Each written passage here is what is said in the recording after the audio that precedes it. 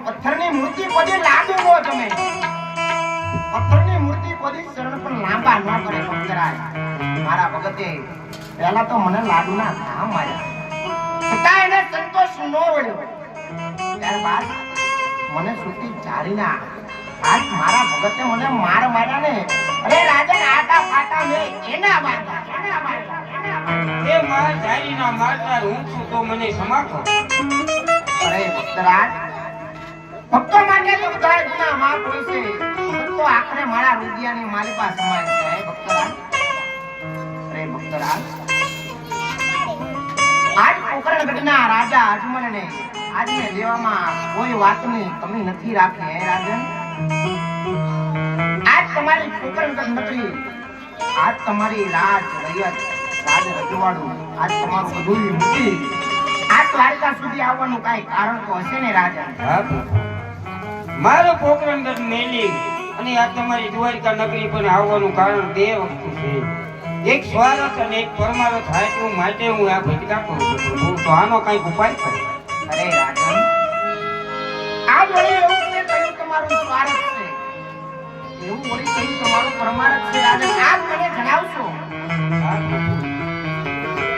એક માર્ગ એ છે કે ભેરવા નામનો રાક્ષસ બાર ગૌ માથે મનુષ્ય પક્ષી કાંઈ રહેવા દેતો નથી આવો ધર્મ ભ્રષ્ટ થઈ ગયો છે તો એને ઉપાય કરો અને મારું વાંજિયા મેણું કાઢો અરે રાજન આ તો તમે ભૂલાવે એવું લાગે છે આ સૃષ્ટિની માલિકા આ જગતની માલિકા જેનું નામ છે ને એનો અવશ્ય નાશ હોય છે આ એક હાથની મુઠ્ઠી બંધ થાય ને રાજન બીજા હાથની મુઠ્ઠી આપોઆપ ખુલી જતું હોય છે રાજન એક બાજુ સૂર્યનારાયણ ઉગે ને બીજી બાજુ સૂર્યનારાયણ હાથનો થતો હોય છે રાજન.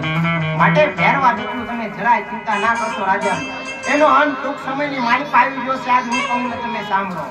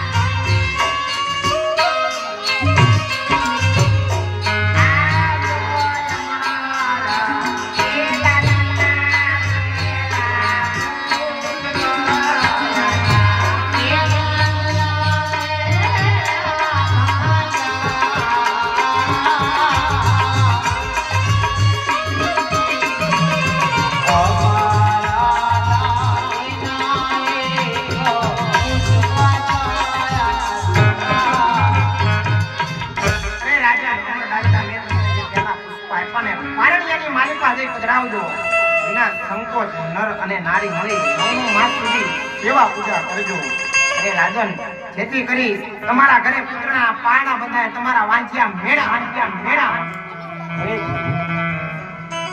કહેવતમાં કીધું છે એક પુત્રવાળા ન કહેવાય, 100 રૂપિયાવાળા ન કહેવાય. આપને જો પુત્ર દેવો હોય તો આપને પૂજવા લાયક ને તમારા લાયક બીજો પુત્ર મળ્યો.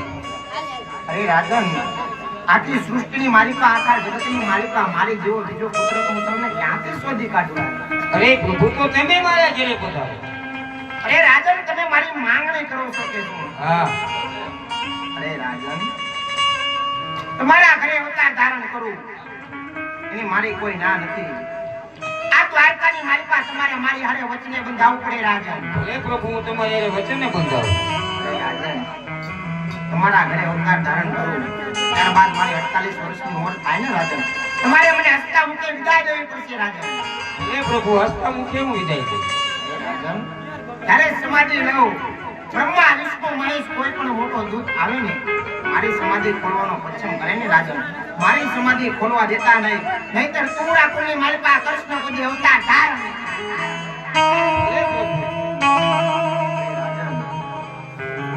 જ્યારે પૃથ્વી પર પાપ વધે છે, ધર્મ ઘટે છે ને અધર્મ વધે છે ને, તારે પ્રભુ પોતે અવતાર ધારણ કરે છે. આજ હું કહું ને તમે સાંભળો.